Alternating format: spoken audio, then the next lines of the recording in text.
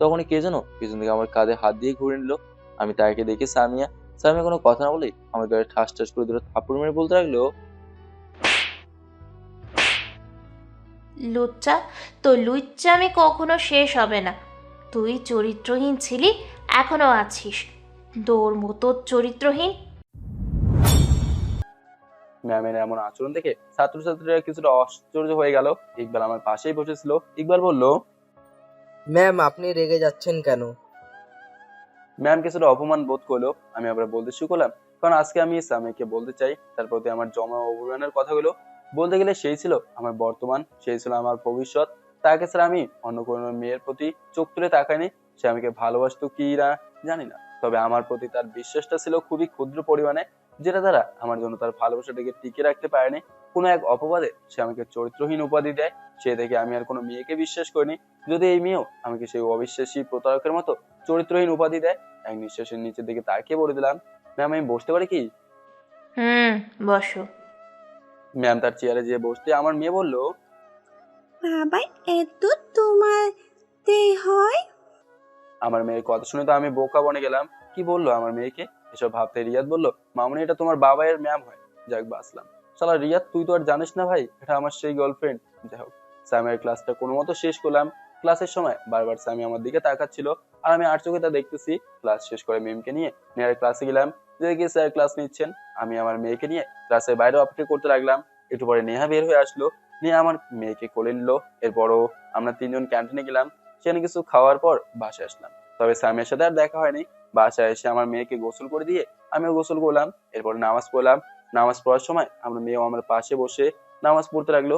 নামাজ পড়ে তিনজন মিলে লাঞ্চ করতে বসলাম। লাঞ্চ করার পরে দুপুরে ঘুমিয়ে গেলাম। এভাবেই কেটে গেল 15 দিন। এই 15 দিনে প্রতিদিন ক্লাসে সামিয়া আমার দিকে তাকিয়ে থাকতো। আর এই সন্ধ্যায় এতিমখানায় গেলাম। সেখানে একটা নতুন মহিলাকে বাচ্চাদের দেখাশোনা করার জন্য রেখেছি। তার সঙ্গে কিছু কথা বলে আমার মেয়েকে নিয়ে আমার বাসায় আসলাম। এখন থেকে আমার বাসায় মিমকে রাখবো, আর আমার আর নেহার কলেজ টাইমে এতিমখানায় রেখে আসবো। বাসায় তো আর ছোট বাচ্চাকে একা রেখে যাওয়া যাচ্ছে না। তাছাড়া সেখানে কিছু সময় ছেলে মেয়েদের সাথে থাকলে একাকিত্বটা আর থাকবে না। আর আমার মেয়েকে আমার বাসায় নিয়ে আসার কারণ হলো, কয়েকদিন আগে এতিমখানার খালাটা মারা গেছে। আসলে তার লিভার ক্যান্সার ছিল, যেটা মৃত্যুর 2 দিন আগে ধরা পড়ছে। তিনি ছিলেন খুব নরম এবং মিশুক মানুষ। তার কোনো সন্তান না থাকায় সে এতিমখানার ছেলে মেয়েদের নিজের সন্তানের মতোই দেখতেন। আর আমার মেয়ে ছিল এতিমখানায় বয়সের দিক থেকে সবচেয়ে ছোট। এখন এই মহিলা যদি আগের মহিলার তুলনায় বিপরীত হয় তাহলে মুশকিল। আর এই জন্য আমার মেয়েকে আমার বাসায় নিয়ে আসলাম। অপরদিকে সামিয়া ভাবতেছে, আসলে কি সাহিদ রিপার সাথে এইরকম কাজ করার চেষ্টা করেছিল? আর সাহিদ এখানে কেন? না, এইটা রহস্য আমাকে বের করতে হবে।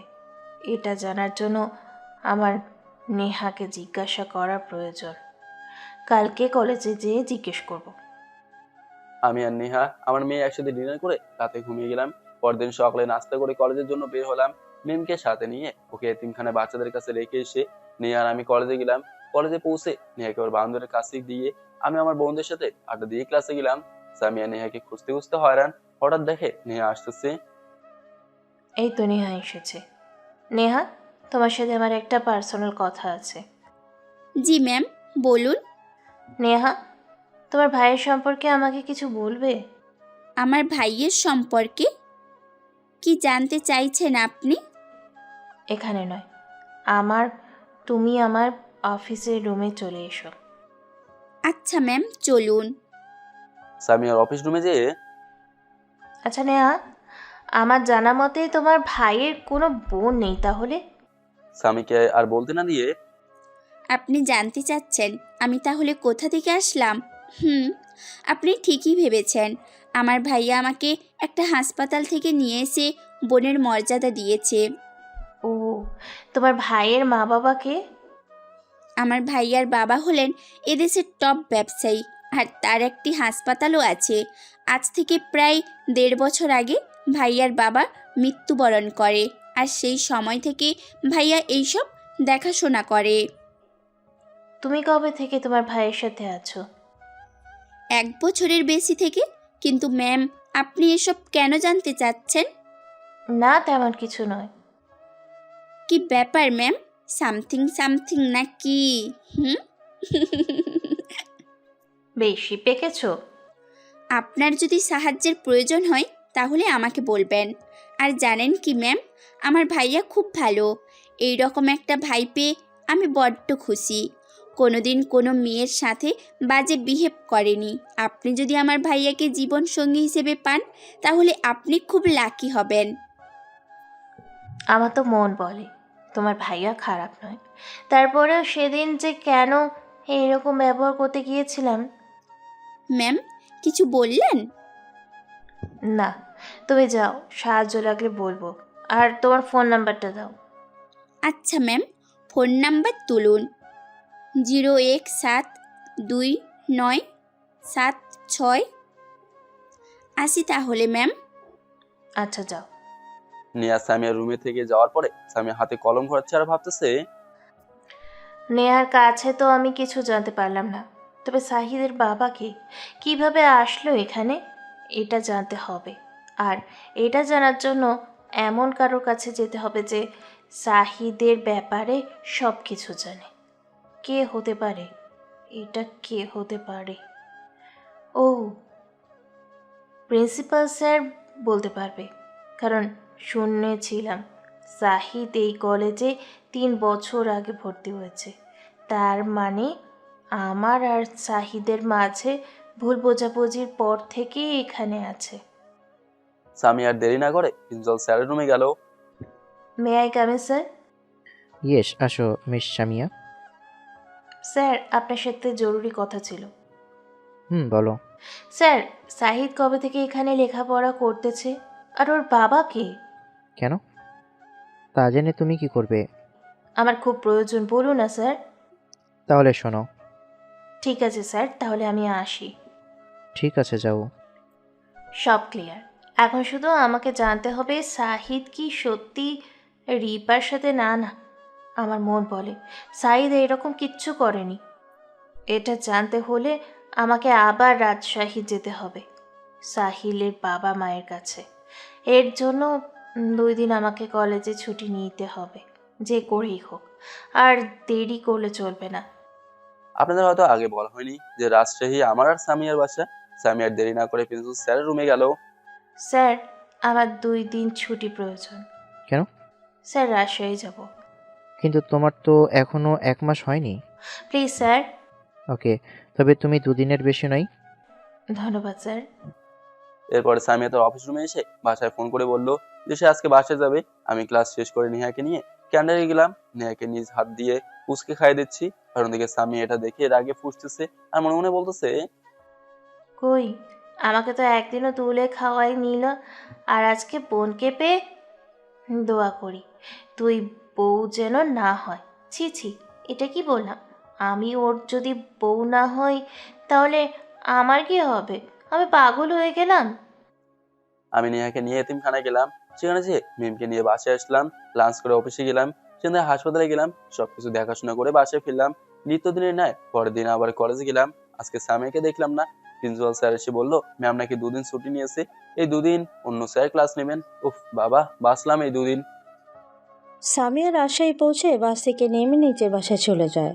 সামিয়ার মা বাবা তাকে দেখে খুব খুশি হয়েছে, কিন্তু সামিয়ার মনে এখন শুধু অশান্তি বিরাজ করতেছে। সোফায় বসে আছে 3জন। হঠাৎ সামিয়ার বাবা বলল, সামিয়া, আমি তোমার জন্য একটা ছেলে দেখেছি। তুমি যদি রাজি থাকো তাহলে আমরা বিয়ের কথা বলতে পারি। এই কথা শুনে তো সামিয়া রেগে গিয়ে ওর বাবাকে বলল, আপু, আমি এখন বিয়ে করব না। এই কথা তোমাদের কতবার বলতে হবে? ঠিক আছে মা, তুমি যা বলবে তাই হবে। সামিয়ার মা বাবা আর কোনো কথাই বললেন না, কারণ তারা জানে তাদের মেয়ে এমনি এমনি রেগে যায় না। আর যখন রেগে যায় তখন কেউ তার রাগ থামাতে পারে না। মা বাবার সাথে কিছু কথা বলে আর 1 মুহূর্ত দেরি না করে শাহিদের বাসা যাওয়ার জন্য বের হলো। শাহিদের বাসায় পৌঁছে গেট দিয়ে ঢুকতেই দেখে শাহিদের মা বাবা, ভাইয়া, ভাবি আর ভাইয়ের কোলে ছোট্ট একটা বাচ্চা। মনে হয় শাহিদের ভাইয়ের ছেলে। এই 5জন তাদের প্রাইভেট কারে উঠেছে। সামিয়া তাদের সামনে যেতেই শাহিদের ভাইয়া সাইম আহমেদ তাকে দেখে গাড়ি থেকে নেমে এসে বলল, এই মেয়ে, তুমি সামিয়া না? আর এদিকে কোথায় যাচ্ছ? হ্যাঁ ভাইয়া, আমি সামিয়া, আর আপনাদের কাছেই এসেছিলাম। আমাদের কাছে এসেছো? আর এতদিন কোথায় ছিলে? আসলে শাহিদকে যখন বাসা থেকে বের করে দিয়েছিল তখন শাহিদের কথা ভাবতে ভাবতেই শাহিদের মা অসুস্থ হয়ে পড়ে। ঠিকমতো খাওয়া দাওয়া করতো না, কথা বলতো না, এক সময় গুরুতরভাবে অসুস্থ হয়ে পড়ে। ডাক্তার শাহিদের মাকে দেখে বলেন, রোগীর প্যারালাইসিস হয়েছে, বেশি চিন্তা করার জন্য এরকম হয়েছে।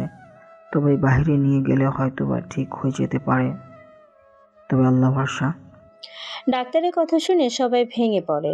সাইম আহমেদ ডাক্তারকে জিজ্ঞাসা করলো, ডাক্তার, কোন দেশে নিয়ে গেলে আমার আম্মুকে সুস্থভাবে ফিরে পাবো? সিঙ্গাপুর নিয়ে যান, সেখানে প্যারালাইজড রোগীদের জন্য অনেক ভালো ভালো ডাক্তার রয়েছে। আর সেখানে আমার একটা বন্ধু আছে, আপনারা যদি নিয়ে যেতে চান তাহলে আমি আমার বন্ধুকে বলতেছি। সাইম আহমেদ ও আমজাদ চৌধুরী হ্যাঁ সম্মতি দিয়ে বললেন।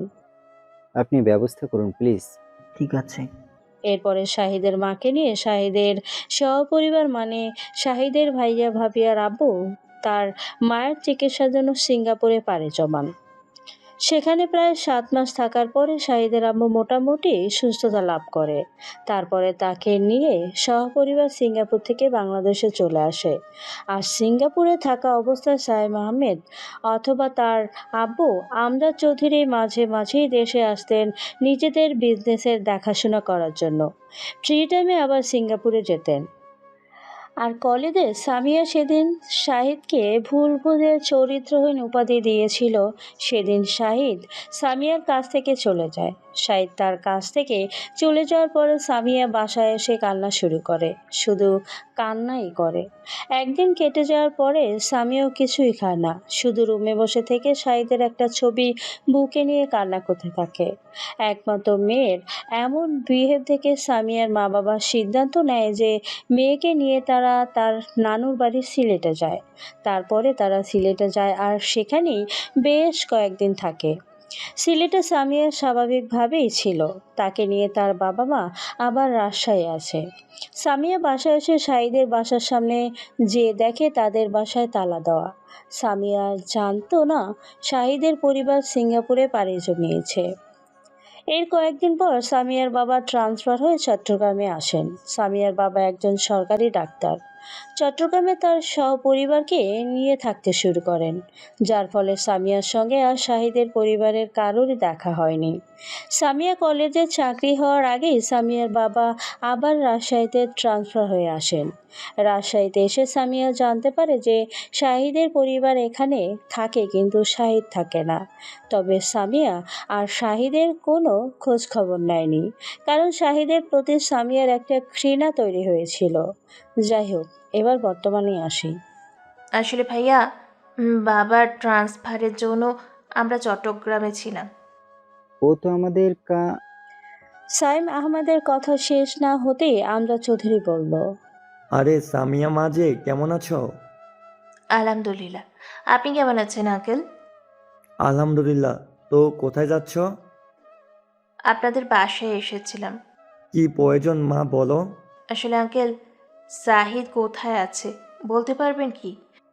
না মা, আমরা জানি না। সেদিন বাসা থেকে বের করে দিয়েছিলাম, আর দেখা হয়নি। কেন, কি হয়েছে? তুমি ওই পাপিষ্টার কথা জিজ্ঞাসা করতেছো কেন? যে তোমার বিশ্বাস, তোমার পবিত্র ভালোবাসার মর্যাদা দেয়নি, তার কথা বলতেছো কেন? না আঙ্কেল, এমনি। আপনারা কোথায় যাচ্ছেন? আসলে মা, আমার বন্ধুর মেয়ের ব্রেন টিউমার হয়েছে। ডাক্তার বলেছেন বাঁচার সম্ভাবনা কম, তবে আজ রাতে অপারেশন করবে। এতে যদি ভালো হয় তাহলে হবে, না হলে মারা যাবে। তাই আমরা দেখা করতে যাচ্ছি। ও, তুমি চেনো মনে হয়, রিপা ছিল যে, যাকে আমার ছেলে রেপ করার চেষ্টা করেছিল, সে। তুমি যাবে কি আমাদের সাথে? রিপার কথা শুনে সামিয়া যাওয়ার জন্য রাজি হয়, কারণ সামিয়া এখন বুঝতে পারতেছে শাহিদ কোনোভাবেই এই কাজ করছিল না। এর মধ্যে নিশ্চয়ই কোনো রহস্য আছে, আর এই ব্যাপার সে রিপার থেকে জানতে পারবে।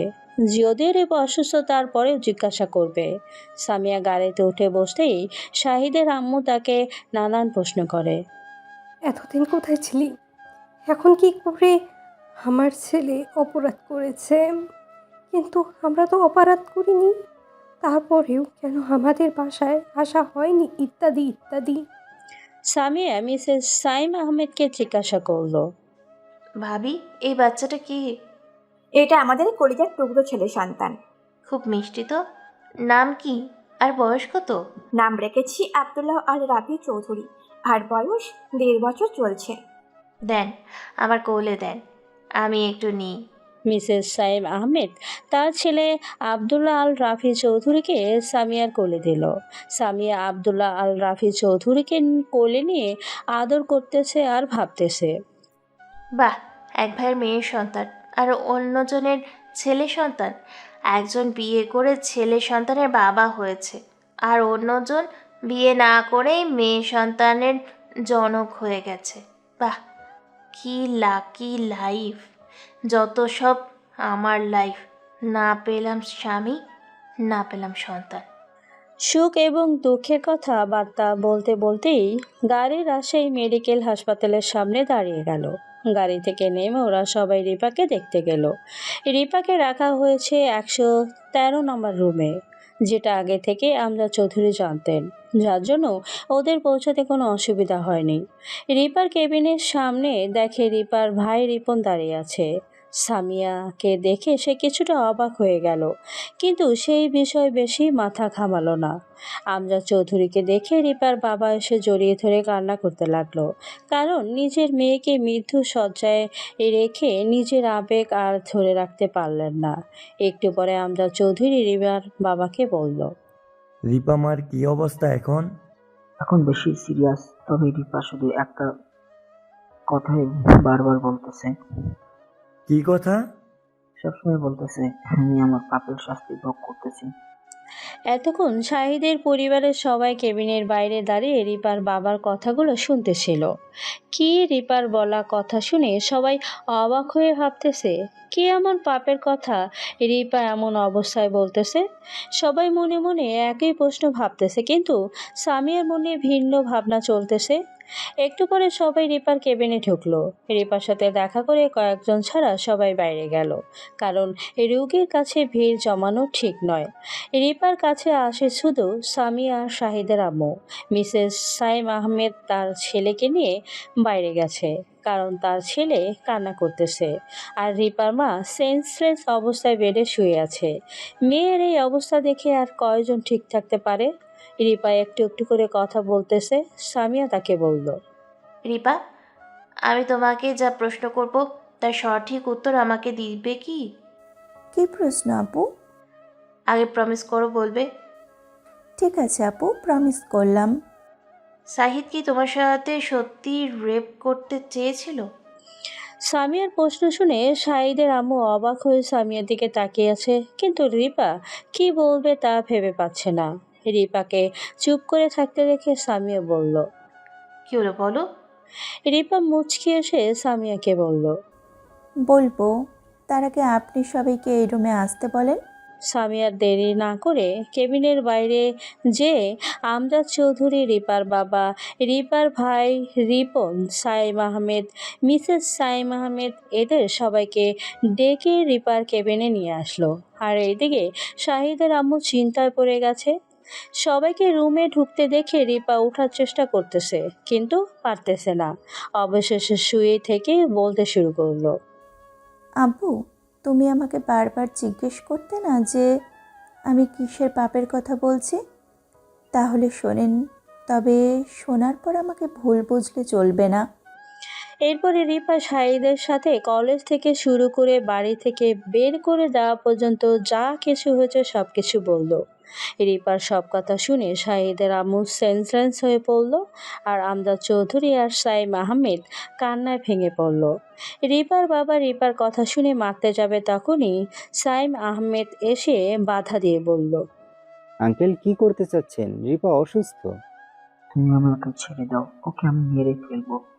ওর একটা মিথ্যা অপবাদের জন্য একটা নিষ্পাপ ছেলে তার পরিবারকে হারিয়ে চলে গেল। বন্ধু শান্ত হ, বাচ্চা মানুষ ভুল করতেই পারে। আচ্ছা দোস্ত, তুই থাক, আমরা বাসায় গেলাম আর রাতে আসবো। বন্ধু, তুই আমাকে ক্ষমা করে দিস। দেখ দোস্ত, এসব ভুলে যা, আমি তোকে ক্ষমা করে দিয়েছি। যা হওয়ার তা হয়ে গেছে, এখন এসব চিন্তা করে লাভ নেই। তুই থাক, আমি বাসায় গেলাম, রাতে আসবো। আচ্ছা, ভালোভাবে যাস। এরপরে শাহিদের পরিবারের সবাই বাসা আসে। গাড়িতে কেউ কোনো কথা বলেনি, সবাই নিজের কাজের জন্য নিজেকে অনুতপ্ত মনে করতেছে। সামিয়া শাহিদের বাসায় যেয়ে গাড়ি থেকে নেমে কোনো কথা না বলে রিক্সা করে নিজের বাসায় চলে আসলো। বাসায় এসে নিজের রুমে যেয়ে দরজা বন্ধ করে দিয়ে কান্না করতে লাগলো। আবার আগের মতো খাওয়া দাওয়া বাদ দিয়ে দিয়েছে। শুধু একটাই চিন্তা, শাহিদ আমাকে মাফ করে দিবে তো। এভাবে কেটে গেল বিকেলটা। এখনো সামিয়া রুমে আছে। তার বাবা মা দুজনেই চিন্তায় পড়ে গেল, কেননা মেয়ের সেই 3 বছর আগের মতো বিহেভ এখন করতেছে। সামিয়ার বাবা সামিয়ার রুমে ঢুকে বলল, কি হয়েছে আমার আম্মুর? সামিয়া তার বাবাকে জড়িয়ে ধরে শাহিদের সম্পর্কে রিপা যা যা বলেছে সবকিছু তার বাবাকে বলল। এখন শাহিদ কোথায় আছে জানো? এখন ঢাকায় আছে, আর আমার কলেজে পড়ে। তাহলে তো সহজ কাজ। সহজ বলতেও কিন্তু সহজ নয়। তোমার প্রতি তার একটা অভিমান আছে, সেটা আগে ভাঙতে হবে। কিন্তু কিভাবে? কিছু বুদ্ধি দিয়ে ওইভাবে কাজ করার, তাহলেই হবে। ওকে আমার বেস্ট বাবা, আর তুমি এইসব কথা কাউকে বলবে না। আচ্ছা থাকো, আর একটু পরে ডিনার করতে এসো। সামিয়ার বাবা চলে যেতেই সামিয়া ফোন বের করে নেহাকে ফোন দিয়ে শাহিদের কথা জিজ্ঞেস করলো। পরের দিন সকালে সামিয়া ঢাকাতে রওনা দেবে। শাহিদের পরিবারের সবাই বিষণ্ণ মন নিয়ে যে যার রুমে বসে আছে। সবার একই চিন্তা, শাহিদকে কোথায় পাওয়া যাবে। আর শাহিদের আম্মুর অবস্থাও খারাপের দিকে যাচ্ছে, শুধু শাহিদের কথা বলতেছে। আমি, আমার মেয়ে আর নেহা, এই তিনজন আজকে একটা পার্কে গিয়েছিলাম। সন্ধ্যায় এসে বাসায় পৌঁছলাম। রুমে এসে আমার মেয়েকে ফ্রেশ করে দিয়ে আমিও ফ্রেশ হলাম। ফ্রেশ হয়ে ফোনটা পকেট থেকে বের করে দেখি রাফি 5বার ফোন দিয়েছে। সাইলেন্ট মোডে রাখার জন্য বুঝতে পারিনি। আর আপনারা হয়তো বা জানেন না, বা বলাই হয়নি, যে রাফি আর সিফাতের সাথে আমার মাঝে মাঝেই ফোনে কথা হতো। তবে ওদের আমি এই কথা অন্য কাউকে বলতে নিষেধ করেছি। যাই হোক, আমি ফোন রাফিকে দিলাম। একবার টো করে শব্দ হতেই ফোন রিসিভ করলো। আসসালামু আলাইকুম দোস্ত, কেমন আছিস? ওয়ালাইকুম সালাম, আলহামদুলিল্লাহ। তুই কেমন আছিস? ভালো না রে। কেন? গার্লফ্রেন্ড যখন ইংলিশ ম্যাম হয় তখন কেমন করে ভালো থাকি? কি হো, তার মানে সামিয়া তোর? হা হা হা। এই, একদম হাসবি না। আচ্ছা শোন, তোকে যে কারণে ফোন দিয়েছিলাম, বল। আজকে সামিয়াকে তাদের বাসায় দেখলাম। কি? শুধু তাই নয়, তোর বাবার সাথে গাড়িতে উঠে কোথায় যেন গেল। ও কোথাও মনে হয় যাবে। রাবির সাথে কথা বলে ফোন রেখে দিলাম। পরের দিন কলেজে গেলাম। আজকেও সামিয়া আসেনি। কি যে ভালো লাগতেছে। ক্লাস করে রেহাকে নিয়ে এতিমখানায় গেলাম। সেখান থেকে মিমকে নিয়ে বাসায় আসলাম। পরের দিন একটু দেরি করেই ঘুম ভাঙলো। তা আমার মেয়ের ডাকে ঘুম থেকে উঠে কলেজে যাওয়ার জন্য বের হলাম। আমার মেয়েও বায়না ধরেছে আমার সাথে কলেজে যে চকলেট খাবে। আসলে আমার সাথে কলেজে গেলে সবাই আদর করে আর চকলেট দেয়। ছোট বাচ্চা তো, এগুলোর জন্য যাওয়ার জন্য চাহিদা করে। তিনজন মিলে কলেজে গেলাম। আমরা এই কলেজের টপার স্টুডেন্ট, কারণ আমরা এক পরিবার থেকেই তিনজন একসাথেই কলেজে যাই। কলেজে যেয়ে প্রথম ক্লাস করলাম, দ্বিতীয় ক্লাস আমার এর। আজকে মনে হয় কলেজে এসেছে, কারণ 2 দিন ছুটি নিয়েছিল আর আজকেই শেষ। একটু পর প্রিন্সিপাল স্যার আর ম্যাম আসলেন ক্লাসে। এরপরে প্রিন্সিপাল স্যার যা বললো তা শুনে তো আমার মাথায় রক্ত উঠে গেল। প্রিয় শিক্ষার্থীরা, তোমরা জানো মিস সামিয়া তোমাদের নতুন টিচার। 2 দিন হলো জয়েন করেছেন। নতুন হওয়ায় তার বেশ কিছু সমস্যা হচ্ছে। এজন্য তিনি আমার কাছে এসে বলেছেন তার একটি অ্যাসিস্ট্যান্ট প্রয়োজন, আর সেটা তিনি তোমাদের ক্লাস থেকেই নিতে চাচ্ছেন। তাই আমি ঠিক করেছি শাহিদ হাসানকে তার অ্যাসিস্ট্যান্ট করে দেব। শাহিদ, তোমার কোনো আপত্তি নেই? শাহিদ, তোমার কি কোনো আপত্তি আছে কি? প্রিন্সিপাল স্যারের কথা শুনে তো মন চাচ্ছে কলেজ থেকে চলে যাই। ঠান্ডা মাথায় নরম করলে বললাম, স্যার আপনি বারবার আমাকে কেন এসব কাজে জড়াচ্ছেন? আর আপনি তো জানেন আমি সবসময় ব্যস্ত থাকি। তারপরে সব কিভাবে করব, আপনি অন্য কাউকে বলেন। দেখো শাহিদ, তোমাকে আমি পছন্দ করি, আর তোমার প্রতি আমার যেই পরিমাণ বিশ্বাস আছে তা অন্য কারো প্রতি নেই। তাছাড়া তোমার ম্যাম নিজে থেকে সিলেক্ট করেছেন। স্যার তবু, আমাকে আর বলতে না দিয়ে প্রিন্সিপাল স্যার বললেন, আর কোনো কথা নয়, আজ থেকে তুমি মিস সামিয়ার অ্যাসিস্ট্যান্ট। তুমি তার কাজে তাকে সহযোগিতা করো। এই কথা বলে প্রিন্সিপাল স্যার ক্লাস থেকে বের হয়ে গেলেন। আমি আমার সিটে বসে ভাবতে লাগলাম, যার থেকে দূরে থাকার জন্য আজ এত দূর, আজ তারই আবার অ্যাসিস্ট্যান্ট। সামিয়ার দিকে তাকে দেখে মুচকে হাসতেছে। তার মানে এটা তার টোপ। সামিয়া, তুমি যতই টোপ ব্যবহার করো না কেন, এই মাছ তোমার সিপে ধর দেবে না। মনে মনেই বললাম। যাকে ক্লাস নিতে লাগলো, আমিও পড়ায় মনোনিবেশ করলাম। হঠাৎ সাকিব আমার পিছনে বসে থেকে আমার পেটে ঘোতাচ্ছে আর বলতেছে, মামা ট্রিট কখন দেবে? কিসের ট্রিট দেবো? বোঝো না তুমি কচি খোকা, তাই না? সুন্দরী ম্যাডামের অ্যাসিস্ট্যান্ট হচ্ছ, তাহলে তো আমাদের ট্রিট দিতেই হবে। আমি দিতে পারবো না। পারবি না মানে? সাকিব একটু জোরেই বলায় ম্যাম সাকিবের কথা শুনতে পেয়েছি। টেবিলের উপর বই রেখে আমাদের কাছে এসে বলল, এই কি হয়েছে? এখানে এত কথা হচ্ছে কেন? কিছু না ম্যাম। কিছু না মানে? কি বলতেছিলে বলো। আসলে ম্যাম, সাহিত্য আপনার অ্যাসিস্ট্যান্ট হয়েছে, তাই ওর থেকে ট্রিট চাচ্ছিলাম, কিন্তু সে দিচ্ছে না। সামিয়া মুচকি হেসে বলল, ও এই ব্যাপার, তাহলে তোমরা ক্যান্টিনে এসো, আমি তোমাদের ট্রিট দেবো। সামিয়ার কথা শুনে ওরা সহ ক্লাসের কিছুটা ছাত্রছাত্রী অবাক হয়ে পড়লো। আমার বদলে ম্যাম ট্রিট দেবে, কেউ ভাবতেই পারতেছে না। যাই হোক, কোন রকম ক্লাসটা শেষ হয়ে গেল। সামিয়া রুম থেকে বের হয়ে যাওয়ার সময় আমার কাছে এসে বলল, এই যে মিস্টার শাহিদ হাসান, ছুটির সময় আমার অফিস রুমে আসবে। আমি আর কিছু বললাম না, কারণ ওর সাথে কথা বলার ইচ্ছে আমার নেই। কল শেষে আমি আমার মেয়েকে চকলেট দিতে গেলাম। আমার মেয়ে ওর আন্নির কাছে ছিল। চকলেট দিয়ে এসে দেখি আমার বন্ধুরা একজনও আগের জায়গায় নেই। আমি বসে থেকে ফোন টেপাটেপি করতেছি। 10 মিনিট হওয়ার পরেও ওদের আসার কোনো নামগন্ধ নেই। একটু পরে ওরা 3জন আসলো। কিরে, তোরা কোথায় গিয়েছিলে? ভাবি ট্রিট দিতে চেয়েছিল, সেটা খাইতে গেছিলাম। ঢেকুর তুলতে তুলতে বললো। ইকবালের কথা শুনে চমকে উঠলাম। ভাবি মানে সব জেনে গেছে নাকি? আর স্বামী কি এদের সব বলছে? এদেরকে আগে জিজ্ঞাসা করি। ভাবি মানে কার কথা বলতেছিস? আরে ভাই, ম্যাম যদি তোকে ভালোবাসে আর বিয়ে করে, তাহলে তো আমাদের ভাবি হবেই। ও তাই বল, বাসলাম। নইলে এরা যদি জানে তাহলে আমাকে পেঁচাবে। ম্যাম আমাকে ভালোবাসতে যাবে কেন? আমি ভালোবাসবো কেন? আর কোনোদিন ভাবি বলবি না। আরে শালা, ভালো না বাসলে তোর জন্য সে অন্য কাউকে খাওয়ানো, আবার সেটা তারই অ্যাসিস্ট্যান্টের ট্রিট হিসাবে, হা হা হা। আমি মনে মনে ভাবলাম, ইকবাল ও তো ঠিক বলেছে। তাহলে স্বামী আমাকে ভালোবাসি কি? না না, কোনো মতেই আমি গলে যাব না। কিরে, কি ভাবতেছিস? কিছু না। দোস্ত, তোকে ভাবি সরি ম্যাম যেতে বলেছিল যে। তোরা বাসায় যা, আমি গেলাম ম্যামের রুমে। অনিচ্ছা থাকা সত্ত্বেও গেলাম। দরজার কাছে যে না করে বললাম, may I come in ma'am? এসো। আর আমার রুমে আসতে তোমার অনুমতি লাগবে না, বুঝেছো? চরিত্রহীন ছেলে আমি, আমার তো অনুমতি নিতেই হবে। কথাটা যেন সামিয়ার বুকে বাঁধলো, তবুও নীরবে সহ্য করলো, কারণ এর থেকে বেশি কষ্ট আমাকে সে দিয়েছে। বাই দ্য ওয়ে ম্যাম, আমাকে কি কাজ করতে হবে বলুন? তোমাকে কোনো কাজ করতে হবে না, তুমি চেয়ারে বসো। না না ম্যাম, আমি চরিত্রহীন ছেলে। আপনার সাথে বসে থেকে আপনার কি ক্ষতি করি না করি তা বলা যাবে না। সামিয়া অশ্রু ভেজা নয়নে আমার দিকে তাকিয়ে থেকে বলল, প্লিজ জাহিদ, আমাকে ক্ষমা করে দাও।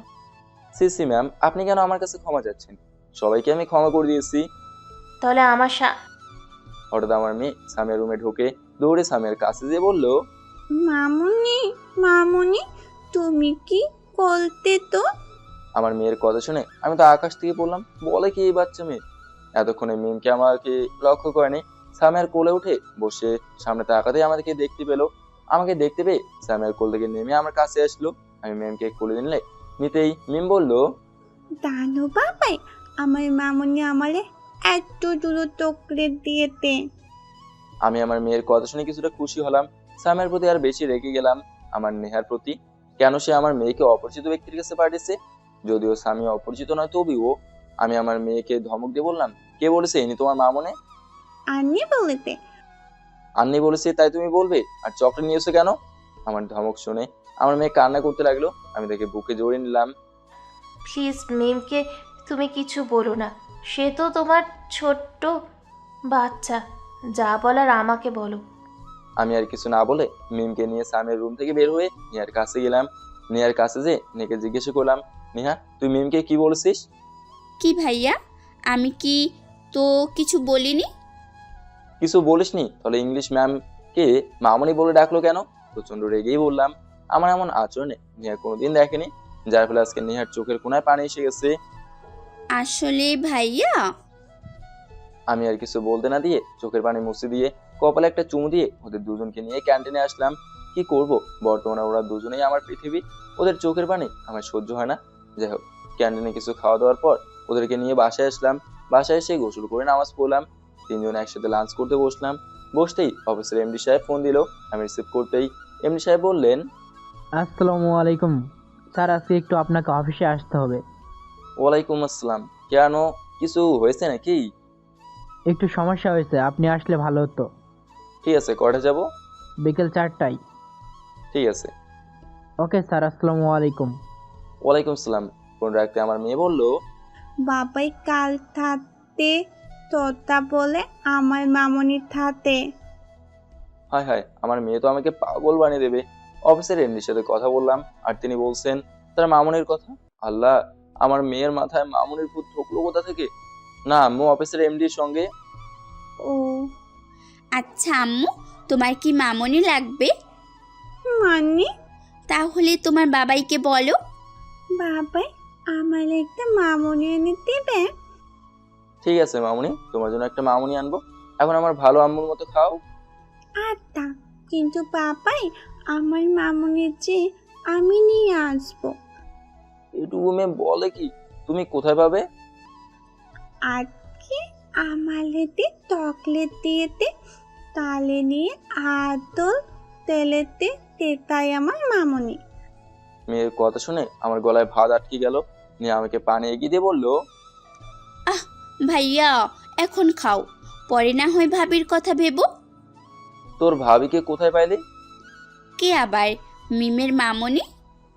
পেকে গেছিস? দেখো ভাইয়া, তোমার বয়স হয়ে যাচ্ছে, আবার মিমেরও তো একটা মামনির প্রয়োজন, প্লাস আমারও তো ভাবি লাগবে, তাই না? তাহলে তুমি এমন করতেছো কেন? নিয়ে আসো না। আমার কথা তোকে ভাবতে হবে না, তুই খা তাড়াতাড়ি।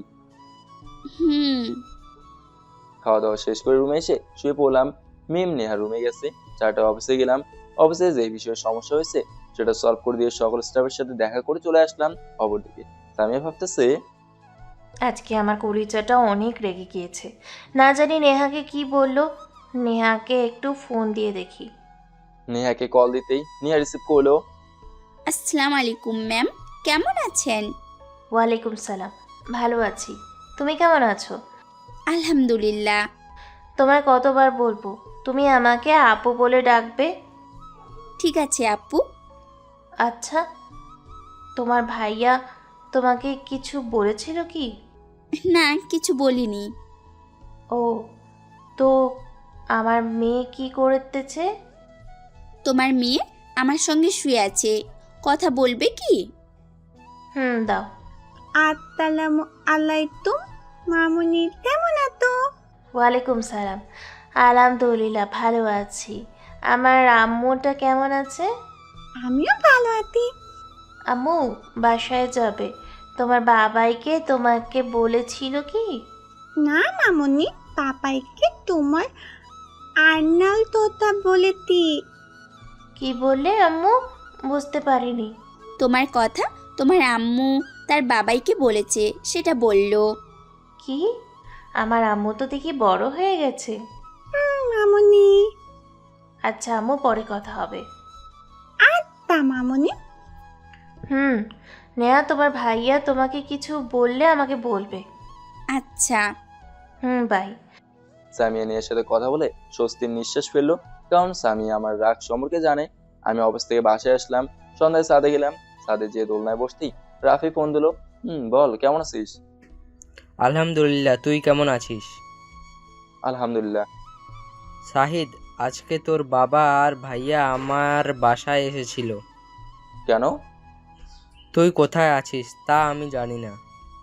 হঠাৎ করে খোঁজ খবর নিচ্ছে? তোর বাবা, সামিয়া, তোর ভাই, এক কথায় তোর পরিবার, সামিয়ার পরিবার আর রিপার পরিবার সবাই সত্যটা জেনে গেছে। তুই যে নির্দোষ তা জেনে গেছে। কিন্তু কিভাবে জানলো? গতকাল তোকে বললাম না যে সামিয়া তোর বাসায় এসেছিল? আসলে সামিয়া তোর সম্পর্কে জানতে এসেছিল, আর এসেই তোর বাবা তাকে নিয়ে হাসপাতালে যায়। হাসপাতালে রিপাকে ভর্তি করানো আছে, আর সেখানে রিপা সবাইকে ডেকে সব সত্যি বলে দেয়। ও, কিন্তু রিপার কি হয়েছে? Brain tumour. ও, আমার বাসার সবাই কেমন আছে? সবাই ভালো আছে, কিন্তু তোর আম্মু তোর চিন্তা করে অসুস্থ হয়ে পড়েছে, তুই চলে আয় ভাই। তা সম্ভব নয়। আচ্ছা ভালো থাকিস। বলে ফোনটা কেটে দিলাম। আমার কথা প্রচুর মনে পড়তেছে। রাবের কাছ থেকে এই খবর পেয়ে আমি যা খুশি হয়েছি তা বলে বোঝাতে পারবো না। কারণ পরিবারের লোকদের কাছে এক মিথ্যা ষড়যন্ত্রের জন্য আমি ছিলাম পাপী।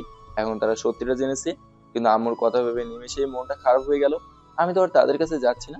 পরদিন কলেজে গেলাম। মিমকে রেখে যেতে চাইলাম, কিন্তু সে আমার সাথে কলেজে যাবে। সে কি কান্না! আমি ওর না করতে পারলাম না। কলেজ পৌঁছে মিম স্বামীকে দেখতে পেয়ে আমাকে বললো, বাবাই মামনি কাঁদতে তাপো। না, যাওয়া হবে না। ব্যাস কান্না শুরু করে দিল। আমি ওর কান্না দেখে যাওয়ার হুকুম দিলাম। সাথে সাথে কান্না অফ। জাদু। ক্লাসে ঢুকতে যাবো এমন সময় আমাদের ক্লাসের একটা মেয়ে আমার কাছে এসে একটা প্রশ্ন বুঝে নিতে চাইলো। আমি তাকে সাথে করে নিয়ে ক্যাম্পাসে একটা ফাঁকা জায়গায় বসে সেটা বুঝে দিতে লাগলাম। একটু দূরে লক্ষ্য করে দেখি স্বামী আমার দিকে ভেজা চোখে তাকিয়ে আছে। মনে করতেছে আমি এই মেয়ের সাথে গল্প করতেছি। আমিও স্বামীকে রাগানোর জন্য মেয়েটার সাথে হেসে হেসে কথা বলতে লাগলাম। স্বামী সেটা সহ্য করতে না পেরে সেখান থেকে উঠে চলে গেল। আমিও ক্লাসে গেলাম। স্যামের ক্লাসে সামিয়া বারবার আমার দিকে তাকাচ্ছিল। ছুটির আগে স্যামের রুমে গেলাম। রুমে যেয়ে বসতেই স্বামী আমার পায়ের কাছে এসে পা জোরে ধরে কান্না করতে করতে বললো, প্লিজ সাহিদ, আমাকে এভাবে ইগনোর করো না। আমি আর পারছি না। বলতেছি আমার ভুল হয়েছিল, কিন্তু আমাকে কি মাফ করা যায় না? কি করতেছেন? পা ছাড়ুন। না, ছাড়বো না। তুমি আমাকে মেনে না নিলে আমি পা ছাড়বো না। দেখুন, আপনি যদি আমার পা না ছাড়েন তাহলে আমি এখান থেকে চলে যেতে বাধ্য হব। না না, তোমাকে যেতে হবে না, তুমি থাকো। আমি চেয়ারে বসলাম আর স্বামী আমার সামনে চেয়ারে বসলো। আমার কোনো কাজ নেই, শুধু বসে থাকা ছাড়া। মাঝে মাঝে স্বামী আমাকে কিছু প্রশ্ন করতে দেয় আর আমি সেগুলো করি। এভাবে অতিবাহিত হলো 1 সপ্তাহ। আর এই 1 সপ্তাহে স্বামী আমার কাছ থেকে অনেকবার ক্ষমা চেয়েছে, কিন্তু আমি ক্ষমা করিনি। প্রতিবারই তার বলা কথাগুলো দ্বারা তাকেই অপমানিত করেছি। সেগুলো সে মুখ বুজে সহ্য করছে। হয়তোবা এখন সে আমার ভালোবাসার মর্মটা বুঝতে পেরেছে। আর 1 সপ্তাহে স্যামের সাথে মিমের সম্পর্কটা গভীর হয়ে গেছে। মনে হবে যে তাদের সম্পর্কটা মা এবং মেয়ের। আজকে কলেজে গেলাম আমি, নেহা আর মিম 3 জন মিলে। মিমকে না নিয়ে গেলে আমার অস্বস্তি লাগবে না। সে ক্লাস শুরুর সময় নোটিশ দিল যে প্রিন্সিপাল স্যার সকল ক্লাসের ছাত্রছাত্রীদের হলরুমে উপস্থিত হতে বলছেন। ছুটির সময় সবাই হলরুমে গেলাম। এরপরে প্রিন্সিপাল স্যার বললেন, প্রিয় শিক্ষার্থী বিন্দু, আজকে আমি তোমাদের একটা খুশির কথা বলবো। আমি আশা করি এতে তোমরা সকলে সম্মতি প্রদান করবে। আর তা হলো আগামী 27 তারিখ এই কলেজ থেকে সিলেট এবং কক্সবাজার 3 দিনব্যাপী ট্যুর দেওয়া হবে। ইয়েস স্যার, আমরা রাজি। ঠিক আছে, তাহলে তোমরা এখন থেকেই প্রস্তুতি নাও। হলরুম থেকে বের হয়ে নিয়ার কাছে গেলাম। নিয়ার সঙ্গে মিমও ছিল। ওদের দুজনকে দিয়ে বাসায় আসলাম। বাসায় এসে গোসল করে জোহরে নামাজ পড়ে সবাই একসাথে লাঞ্চ করতে বসলাম। নিয়া, তুই যাবি কি ট্যুরে? আসলে ভাইয়া, আমি যেতে চাচ্ছি না। কেন? সেখানে যাওয়া মানেই অযথা খরচ করা। আর আমার জন্য তুমি কত খরচ করবে বলো? নিহার কথা শুনে ঠাস ঠাস করে গালে দুটো লাগিয়ে দিয়ে বললাম, কি বললি? তোর জন্য আমি কত খরচ করব? মানে বোঝাতে চাচ্ছিস তুই আমার কেউ না? শোন, তুই যদি না যাস তাহলে আমিও যাব না। বলেই খাবার টেবিল থেকে উঠে রুমে এসে শুয়ে পড়লাম। ভাবতেই পারিনি নিয়া আমাকে এই কথা বলবে। হয়তোবা আমাকে এখনো পর ভাবে, এখনো আপন করে নিতে পারেনি। কিন্তু সে তো আর জানে না সে আমার কাছে কতটা আপন। রুমে চোখ বন্ধ করে শুয়ে থেকে এসব ভাবতেছি আর চোখ দিয়ে পানি পড়তেছে। হঠাৎ বুঝতে পারলাম রুমে কেউ ঢুকলো। চোখ করে দেখে নেহা দাঁড়িয়ে আছে। আমি বললাম, কিছু বলবি? আমি তো তোর কেউ না। নিয়ে এসে আমাকে জোরে জোরে কান্না করতে করতে বললো, ভাইয়া, তুমি আমাকে এত ভালোবাসো, এত ভালোবাসো। আমাকে মাফ করে দাও ভাইয়া। আমি বুঝতে পারিনি আমার কথার দ্বারা তুমি এতটা কষ্ট পাবে। আমি ভেবেছিলাম আমার আম্মু মারা যাওয়ার পরে এই পৃথিবীতে কেউ আর আমাকে ভালোবাসবে না, কেউ আমার সাথে ভালো ব্যবহার করবে না।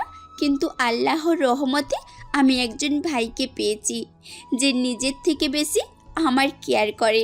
প্লিজ ভাইয়া, আমাকে ক্ষমা করে দাও প্লিজ। আমি ওর চোখের পানি মুছে দিয়ে বললাম, তুই কেন বুঝিস না? তোরা ছাড়া এই দুনিয়া আর কেউ নেই।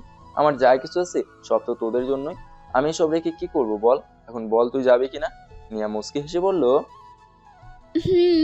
আমি যাব। এই তো আমার ভালো আপু, আমার মেয়ে কি করতেছে? তোমার মেয়ে আমার রুমে ঘুমিয়ে গেছে। ও ভাইয়া, আমি গেলে তো মিমকেও নিয়ে যেতে হবে। যাবো তো, সমস্যা কোথায়? কেউ কিচ্ছু মনে করবে না তো। কে কি মনে করবে? আর বেশি সমস্যা হলে মিমের জন্য একটা সিটের বিল পে করে দিব। কেউ কিছু মনে করবে না তো। হুম। ও আমার তো মনেই নেই যে তোমার মেয়ের মামনি তো আবার কলেজের ম্যাম, সমস্যা হওয়ার কথাই নেই। তো ভাইয়া, তোমার মেয়ের মামনি কবে বাসায় আনতেছো শুনি? হুম হুম। নেহা, মার খাবি কিন্তু, বেশি পেকে গেছিস তাই না? তুই রুমে যা, আমি ঘুমাবো। আচ্ছা, ঘুমাও, আমি ভাবির সঙ্গে কথা বলি। কি? কিচ্ছু না। বলেই রুম থেকে দৌড়। আমি মনে মনে বললাম, পাগলি একটা। ঘুমিয়ে পড়লাম। বিকেলে মিম এসে ডাকতেছে। বাবা, ও তো আজকে ঘুরতে যাবো। ওকে আম্মা, তুমি বসো, আমি ফ্রেশ হয়ে আসতেছি। ফ্রেশ হয়ে এসে আসলে নামাজ পড়ে মিম আর নেহাকে নিয়ে ঘুরতে বের হলাম। একটা পার্কে এসে বাইক থামালাম। এই পার্কটা বেশ গোছানো। পার্কটা আমার বাসা থেকে বেশ দূরে, আবার কলেজের থেকেই কাছে। কেননা কলেজ আমার বাসা থেকে পূর্বে, আর পার্কটা কলেজ থেকে পশ্চিমে। আর বন্ধুদের সূত্রে জানতে পারলাম আমি এই পার্ক থেকে পশ্চিমে একটা দূরে একটা বাসা ভাড়া নিয়ে থাকি। যাক, আমি আমার মেয়ে আর বোনকে নিয়ে একটা ফুচকার দোকানে গেলাম। নেহা আবার ফুচকা খেতে বেশ পছন্দ করে। নেহার দেখা দেখি আমার মেয়েও ফুচকা খাওয়া শিখেছে। ওরা ফুচকা খাচ্ছে আর আমি কফি খাচ্ছি। আমরা যে টেবিলে খাচ্ছি সেই টেবিলে 4টা চেয়ার দেওয়া আছে। আমার সামনে 2টা চেয়ারে মিম আর নেহা বসে থেকে ফুচকা খাচ্ছে, আর আমার পাশের চেয়ারটা ফ্রি আছে। হঠাৎ মিম মামুনি মামুনি বলে চিৎকার করতে লাগলো। পিছনে ফিরে দেখি সামি আসতেছে। আমি একবার সামির দিকে তাকিয়ে দেখে আবার চোখটা নামিয়ে কফি খাওয়ায় গভীরভাবে মনোযোগ প্রদান করলাম, যাতে সামি বুঝতে পারে আমি তাকে দেখিনি। মিম চেয়ার থেকে নেমে সামির কাছে গেল আর সামি মিমকে কোলে তুলে নিল। সামি আমার পাশে এসে দাঁড়াতেই নেহা বলল, আরে ভাবিজি, কেমন আছেন? আমি নেহার দিকে রক্তিম চোখে তাকলাম। নেহা ভয়ে ঢোক গিলতেছে। আলহামদুলিল্লাহ। ননদি, তুমি কেমন আছো? আমিও ভালো আছি ভাবি। সরি আপু। সামি আমার দিকে তাকিয়ে মুচকি হেসে বলল, আরে তুমি এত ভয় পাচ্ছ কেন? আর তুমি আমাকে ভাবি বলেই ডাকতে পারো।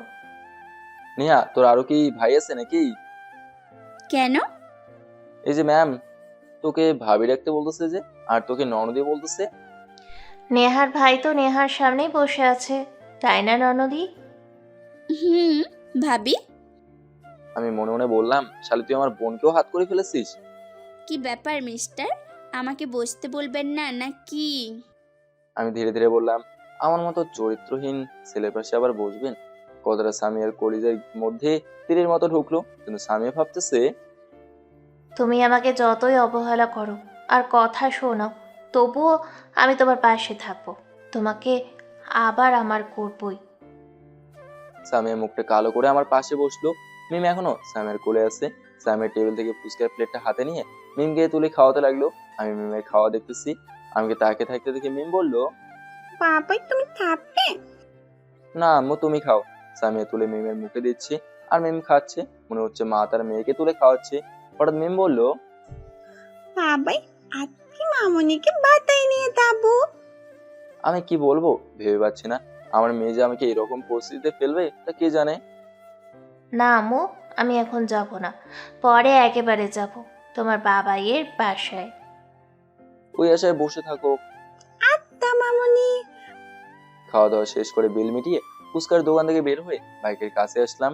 সামিয়া মিমকে অনেকগুলো চকলেট কিনে দিয়ে কবলে একটা চুমু দিয়ে নিয়ার কাছে দিয়ে আমার কাছে এসে বলল, কালকে কলেজে তাড়াতাড়ি এসো, কাজ আছে। বলেই চলে গেল।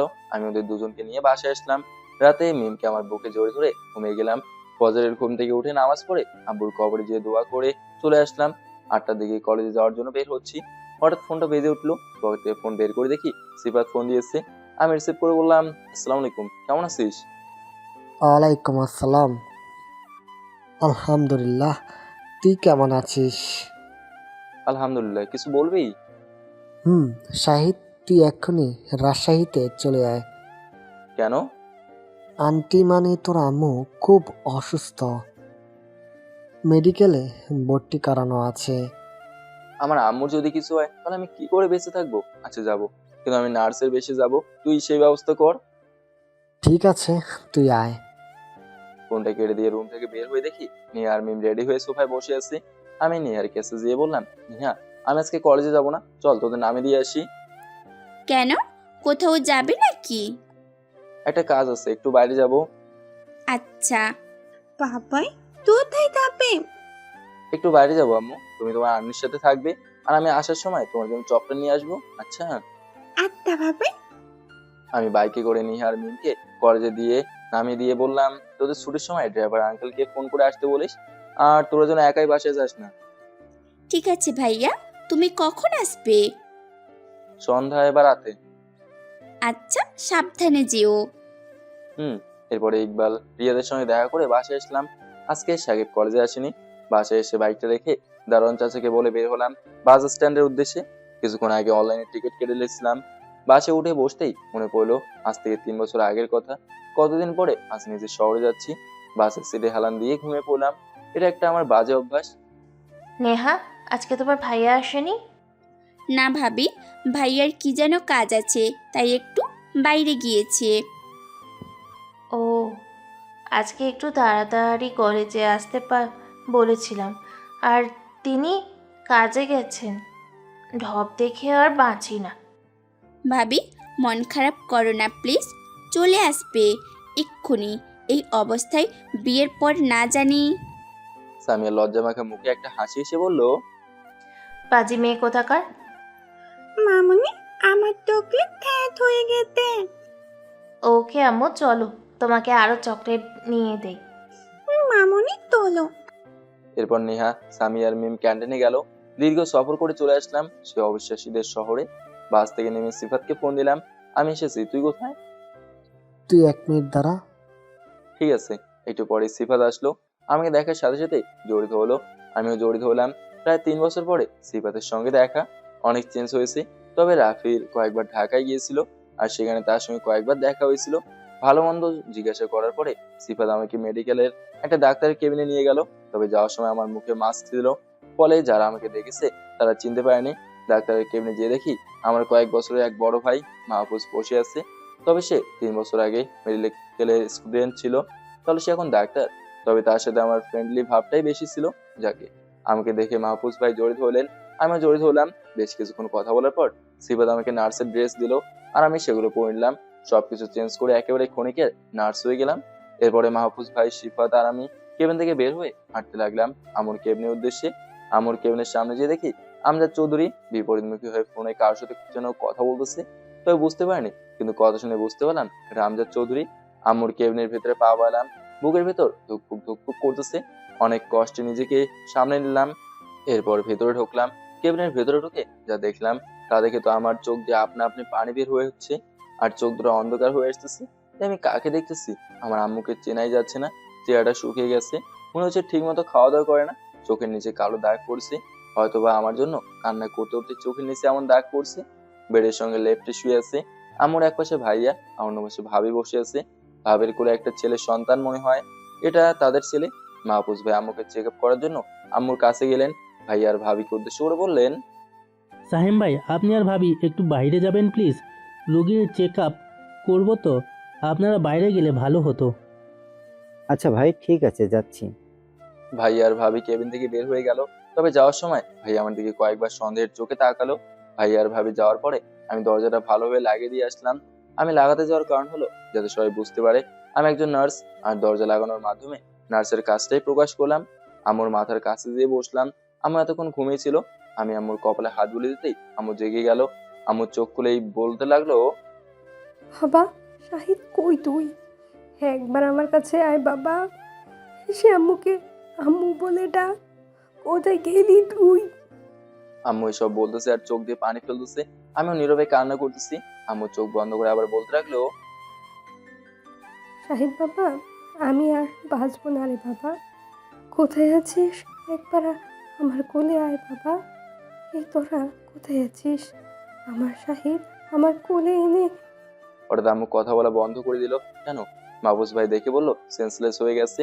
এরপরে আম্মুকে একবার দেখে আবার মাহফুজ ভাই সিফাতের সাথে মাহফুজ ভাইয়ের কেবিনে আসলাম। কেবিনে এসে সোফায় ধপাস করে বসে পড়লাম। এমন পরিস্থিতিতে কেমন করে আমার আম্মুকে রেখে চলে যাব? চোখের সামনে আমার জন্মদাত্রী এমন অবস্থা, কেমন করে সহ্য করি? আমি তো আর কিছুই করতে পারবো না, সে অধিকার আমার নেই। দূর থেকে আমাকে কেঁদে কেঁদে বালিশ ভেজাতে হবে। আমি মাহফুজ ভাইকে বললাম, ভাইয়া আমার আম্মুর অবস্থা এখন কেমন? আসলে সাহিদ, তোমার আম্মুর অবস্থা এখন বেশ খারাপ। তুমি এখানে চলে এসো। বলা যায় না কখন কি হয়।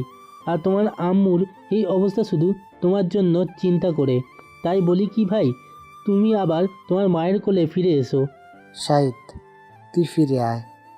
দেখলি তো আন্টি আজকে তোর জন্য কেমন আচরণ করলো। শুধু আজকে নয়, আন্টিকে হসপিটালে ভর্তি করানোর পরে প্রতিদিন আমি দেখতে আসতাম, আর প্রতিদিনই আন্টি তোর জন্য কান্না করতো। প্লিজ ভাই, সব কিছু ভুলে আবার ফিরে আয়। মানুষের তো ভুল হতেই পারে।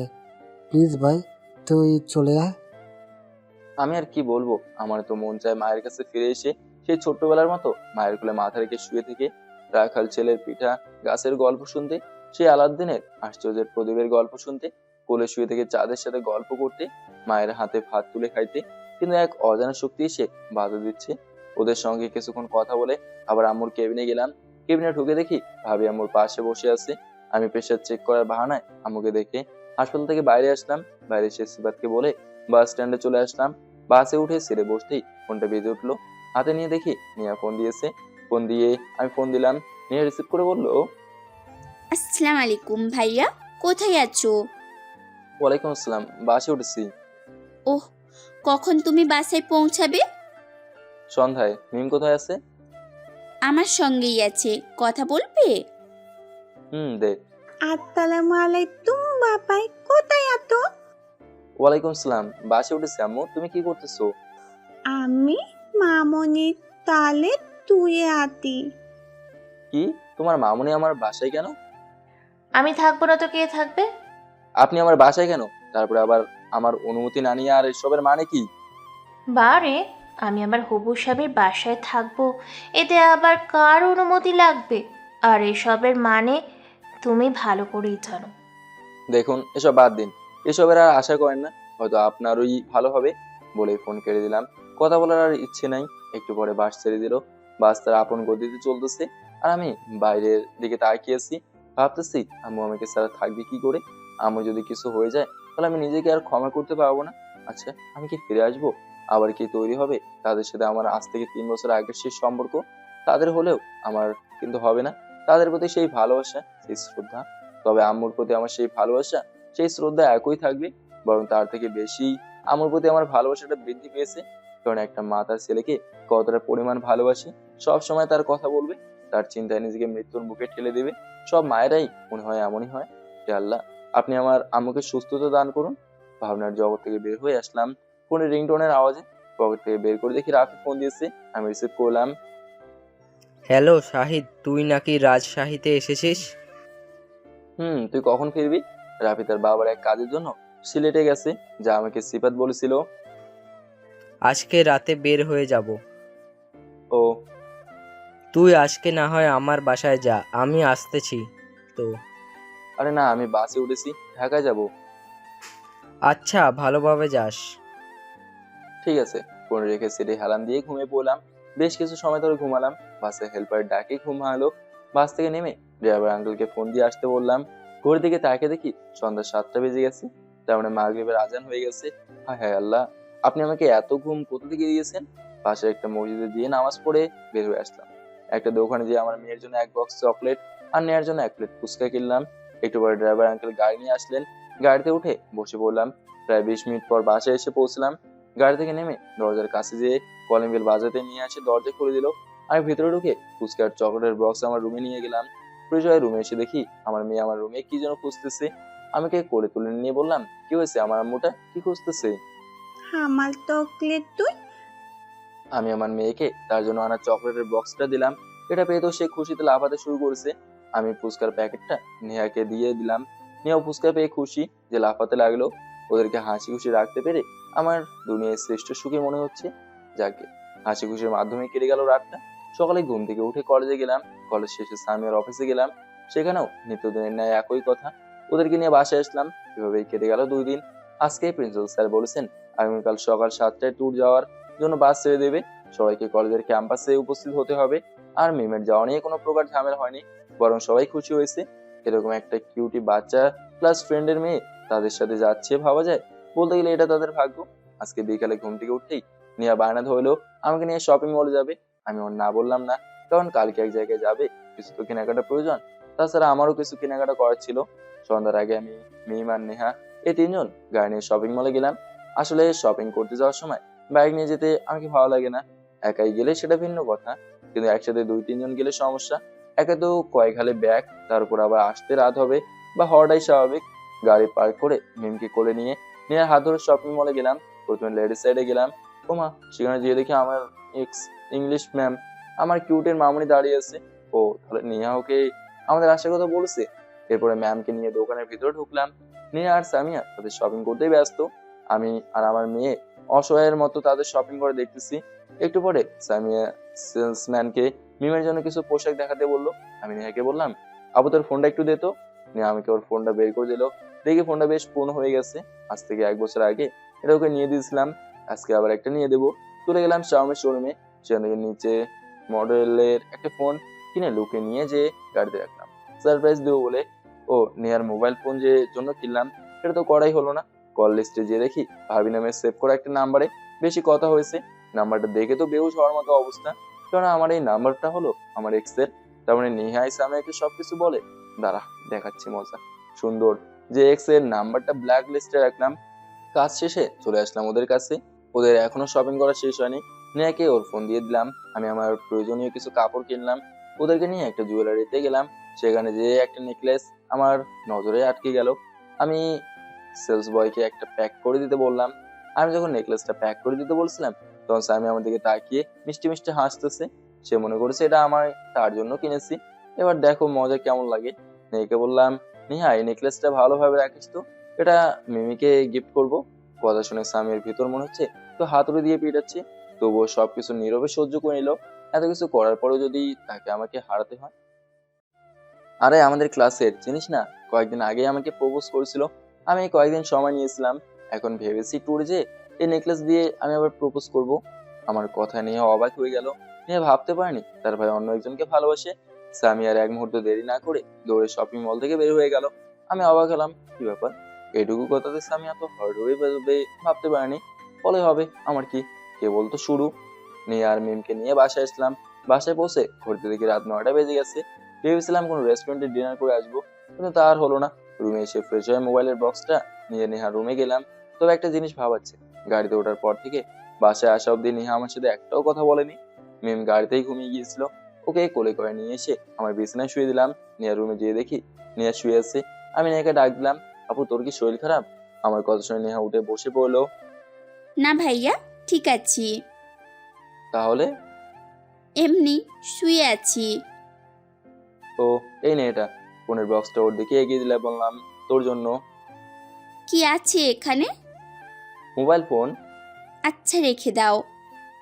নিহার এমন আচরণে আমি অবাক হয়ে গেলাম। দেখে করলাম, কি হয়েছে আপু তোর? ভাইয়া, তুমি কি সত্যি মিমিকে ভালোবাসো? ও এতক্ষণে বুঝতে পারলাম এই ব্যাপার। আরে ভাবি পাগলি যে। কেন? এমনি বলতেছি। আমি মুস্কি এসে বললাম, সেটা পরে বুঝতে পারবি, চল ডিনার করি। আমি খাবো না, তুমি খাও। সেটা বললে হবে না, তুইও চল আমার সাথে। শেষে আমার জোড়াজোড়িতে ডিনার করার জন্য রাজি হলো। অতবার 2 ভাই বোন মিলে ডিনার করে যে যার রুমে গেলাম। আমি রুমে এসে আমার এবং আমার মেয়ের 3 দিনের প্রয়োজনীয় ড্রেসগুলো লাগেজে ভরে নিলাম। নিয়ে ডিনার করে রুমে এসে স্বামীকে ফোন দিল। হ্যালো ভাবি, কি করতেছো? এই তো বসে আছি, তুমি? ডিনার করে রুমে আসলাম। ভালো। তোমার কণ্ঠ এমন লাগতেছে কেন? কান্না করতেছো? কি করব বলো, যার জন্য এত কিছু করলাম সে আজ অন্য কারণ। ভাবি, তোমার ভেঙে পড়লে চলবে না। ভাইয়া হয়তো তোমাকে হার্ট করার জন্য কথাটা বলেছে। তাছাড়া আমি ভাইয়াকে চিনি, কোনোদিন আমার কাছে কোনো কথাই লুকায়নি। মিমি যদি সত্যি প্রপোজ করতো তাহলে আমাকে আগেই বলতো, বুঝেছো? তুমি রেগে থেকো। ঠিক আছে, পরে কথা হবে। নিহার কথা শুনে স্বামী কিছুটা শান্তি পেল। ফজরে ঘুম থেকে উঠে গোসল করে ফ্রি মাইন্ডে নামাজ নেহা আর মিমকে ডেকে তুললাম। মিমকে ফ্রেশ করে নিয়ে ডাইনিং টেবিলে আসলাম। নেহা এখনো ডাইনিং টেবিলে আসেনি। একটু পরে নেহা আসলো। গতকাল বুয়াকে কিছু খাবার রান্না করে ফ্রিজে রেখে দিতে বলেছিলাম। 3 জন একসাথে নাস্তা করে রুমে এসে ড্রেস আপ করে বের হয়ে গাড়িতে এসে বসলাম। এরপরে ড্রাইভার আঙ্কেল আমাদের যে কলেজে নিয়ে যায় নামিয়ে দিলেন। কলেজে পৌঁছে ঘুরতে দেখি 6:30। নেহার ফ্রেন্ডদের কাছে গেল। আমি আমার মেয়েকে নিয়ে আমার বন্ধুদের কাছে যেতেই প্রিন্সিপাল স্যার সকলকে গাড়িতে ওঠার জন্য বললেন। সিটি লটারির মাধ্যমে নির্ধারিত করা হয়েছে। একটু পরে স্বামী এসে আমার কাছ থেকে মিমকে নিয়ে গেল। মিমকে নিয়ে যাওয়ার পরেই ইকোনমিক্স স্যার এসে আমাকে বললেন, ঠিক আছে স্যার।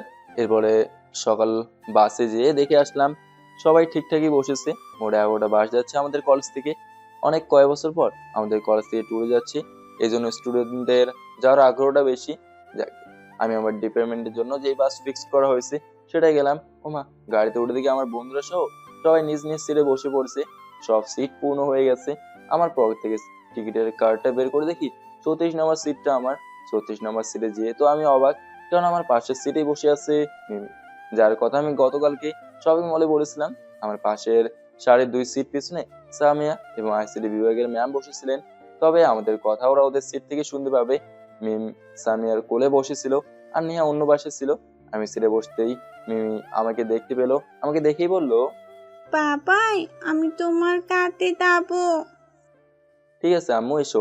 মিমকে আমি আমার কাছে নিয়ে এসে সিটে বসে বললাম। জানলার পাশে আমি বসেছি আর আমার পাশে মিমি বসেছে। মিমি মিমকে কোলে নিয়ে আদর করতেছে। আগে ক্লাস নিয়ে যাওয়ার কারণে সকলে এই মিমকে চেনে, কিন্তু মিম সবাইকে চেনে না। তেমনি মিমির ক্ষেত্রেও হয়েছে, মিমি মিমকে চেনে কিন্তু মিম মিমিকে চেনে না, মানে তেমন পরিচিত নয়। মিম মিমির কাছ থেকে আমার কাছে এসে বলল, বাবাই এটাতে। এটা তোমার মামুনি হয় আম্মু, আজ থেকে মামুনি বলে ডাকবে। আচ্ছা ঠিক আছে পাপাই, মামনি আমার জন্য চকলেট এনে তো। ছোট বাচ্চা তো, তাই চকলেটের প্রতি আকর্ষণ বেশি। এই নাও আম্মু। মিমি ওর ব্যাগ থেকে চকলেট বের করে দিল। মনে হয় চকলেট নিয়ে এসেছিল। স্যামের দিকে তাকিয়ে দেখি স্যামি আমাদের দিকে চেয়ে আছে। আমি ওকে রাগানোর জন্য মিমির সাথে কথা বলতে লাগলাম। আচ্ছা মিমি, তুমি এত সুন্দর কেন? তোমার সেই কাজল কালো চোখ, সে আপেলের মতো গাল, সে পাগল করা হাসি, সব মিলিয়ে মনে হয় যেন স্বর্গের কোনো রমণী নেমে এসেছে। মিমি মাথা নিচু করে লজ্জা মাখা হাসি নিয়ে বলল, কি যে বলো না। আমি আরো একটু পাম দিয়ে বললাম, সত্যি মিমি, তোমার রূপের কোনো তুলনা হয় না। তবে যাই বলো না কেন, তোমার মতো সুন্দরী আমাদের কলেজে নেই। মিমি খুশিতে গদগদ হয়ে বলল, সত্যি? হ্যাঁ সত্যি। মন তো চাচ্ছে তোমাকে আমার মেয়ের আম্মু বানিয়ে ফেলি। সামনের দিকে তাকিয়ে দেখে রাগে ফুটতেছে। যাক, তাহলে ওষুধ কাজে লেগেছে। রাগে ওর নাক কান লাল হয়ে গেছে। এটা সামিয়ার একটা অভ্যাস। মিমি মুচকি হেসে বলল, না করেছে কে? বানিয়ে ফেলো। ও মা, এই মেয়ে বলে কি? আমি ওর দ্বারা আমার এক্স কে রাগাতে চাচ্ছি আর সে বলতেছে তাকে আমার মেয়ের আম্মু বানাতে। আমি মিমিকে সান্ত্বনা দিয়ে বললাম, আমি আমার পরিবারের সাথে কথা বলে দেখি, জানো কেমন? ঠিক আছে জানো। বলে আমার গালে কিস করে বসলো। হায় আল্লাহ, আমি কার পাল্লায় পড়লাম? সামিয়ার এসব সহ্য করতে না পেরে তার সিট থেকে উঠে আমাদের কাছে এসে মিমিকে বলল, এই মেয়ে, এখানে কি চুম্মা চাটি করতে এসেছো? মিমি ভয়ে ঢোক গিলতে গিলতে বলল, না মানে ম্যাম। কি মানে করতেছো? আমার সিটে যে বসে যাও। কেন ম্যাম? আবার কথা বলো। আমি যা বলতেছি তাই হবে। যাও বলতেছি। আর যেন কখনো তোমাকে শাহিদের সাথে না দেখি। কি আর করার। মিমি মন খারাপ করে সামিয়ার সিটে যেয়ে বসলো। সামি আমার পাশে বসলো আর আমি মনের আনন্দে কানে হেডফোন লাগিয়ে গান শুনতে লাগলাম। মনে হচ্ছে আমি কিছুই জানি না। সামি বিড়বিড় করে বলতেছে, শয়তান ছেলে বলে কি ওই মিম পেতনি ছাড়া নাকি কলেজের অন্য কেউ সুন্দর নয়। তাহলে এতদিন আমার সাথে ছিলি কেন? এতদিন যখন আমার সঙ্গে রিলেশন করেছিলি তখন তো এত সুন্দর করে আমাকে বলিসনি যে তোমার গালগুলো আপেলের মতো সুন্দর, কাজল কালো চোখগুলো বেশি সুন্দর। আর আজকে একটা পেতনিকে পেয়ে আমাকে ভুলে গেছিস। বলে কি তোকে আবার প্রপোজ করবে। দাঁড়া, তোর প্রপোজ আমি করাচ্ছি। সামিয়া যা যা বলতেছে সবকিছু আমি শুনতে পাচ্ছি। তখন গানটা তখন আমি বন্ধ করে দিয়েছি। সামিকে বললাম, ম্যাম কিছু বলতেছেন?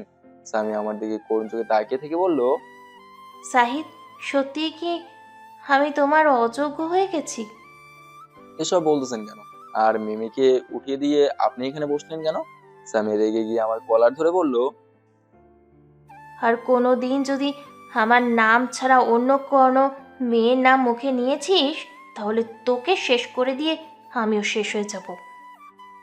আমি শান্তশিষ্ট ভাবে সামিয়ার হাতটা আমার কলার থেকে ছাড়িয়ে নিয়ে বললাম, আমাকে তো সেদিনই মেরে ফেলেছে, যেদিন মিথ্যা দোষের জন্য, মিথ্যা ষড়যন্ত্রের জন্য আমাকে চরিত্রহীন নামক উপাধিটা দিয়েছেন, এখন আবার নতুন করে মেরে ফেলার কি আছে? অযথা আমার মতো চরিত্রহীন ছেলের লাইফে নিজেকে জড়িয়ে নিজের লাইফটা শেষ করে দিয়েন না। আমার কথা শুনে সামিয়ার চোখ দিয়ে পানি পড়তে লাগলো। আমার হাত ধরে ধরে বলল, আমাকে কি ক্ষমা করা যায় না? এখনো রেগে আছো আমার ওপর? আমি হাত দুটো সারি নিয়ে আমার বুকের উপর হাত দুটো বেঁধে একটা দীর্ঘশ্বাস ফেলে বললাম, কারোর প্রতি আমার কোনো রাগ আর ক্ষমা সে তো অনেক আগেই করছি, নতুন করে আবার করার কি আছে? তাহলে আমার সাথে এমন করতেছো কেন? দেখুন, এসব এখন বলতে চাচ্ছি না। সামিয়ার কিছু না বলে গালে হাত দিয়ে নিচের দিকে তাকিয়ে নীরবে চোখ দিয়ে পানি ফেলতেছে। মিম ঘুমিয়ে গেছে। আমি মিমের মাথায় হাত বুলিয়ে দিচ্ছি। আমার মেয়েটা একেবারে আমার মতোই ঘুম পাগলি। আমি সিটে মাথা লাগিয়ে দিলাম। হঠাৎ মনে পড়লো, আজকে তো মাহফুজ ভাইয়ের সঙ্গে কথা বলা হয়নি, আর আপনাদের বলা হয়নি গতকাল দুপুরের পর থেকেই করা মেডিসিনের জন্য আম্মু বেশ সুস্থ হয়ে উঠছে। তবে আমার কথা ভাবলেই কান্না করে দেয়। মাহফুজ ভাইকে ফোন দিলাম, প্রথম আর রিসিভ করলো না, আবার দিলাম, এবার রিসিভ করলো। আসসালামু আলাইকুম ভাইয়া, কেমন আছেন? ওয়ালাইকুম আসসালাম, আলহামদুলিল্লাহ। তুমি কেমন আছো? আলহামদুলিল্লাহ ভালো আছে। এখন রুগী কেমন আছে? আম্মুর কথা উচ্চারণ করলাম না, তখন সামিয়া পাশে বসে আছে। আম্মুর কথা বললে হয়তো বুঝতে পারবে। আলহামদুলিল্লাহ, মোটামুটি সুস্থ। এখন ঘুমের মেডিসিন দিয়ে ঘুমিয়ে রাখা হয়েছে। আর জেগে থাকলেই তোমার কথা। আর শোন, এইবার যদি এরকম সমস্যা হয় তাহলে কিন্তু বড় রকমের সমস্যা হতে পারে। আর পারলে তুমি চলে এসো। দেখি ভাইয়া, যাওয়ার চেষ্টা করব। আচ্ছা ভাইয়া, ভালো থাকবেন। আচ্ছা, ভালো থেকো। ফোন রেখে দিয়ে সিটে হেলান দিয়ে ঘুমিয়ে গেলাম। বেশ ভালোই ঘুম হলো। ঘুম থেকে উঠে দেখি আমি সামিয়ার কাঁধে মাথা রেখে ঘুমিয়েছি, আর মিম আমার কোলে বা সামিয়ার কোলে মাথা রেখে ঘুমিয়ে আছে।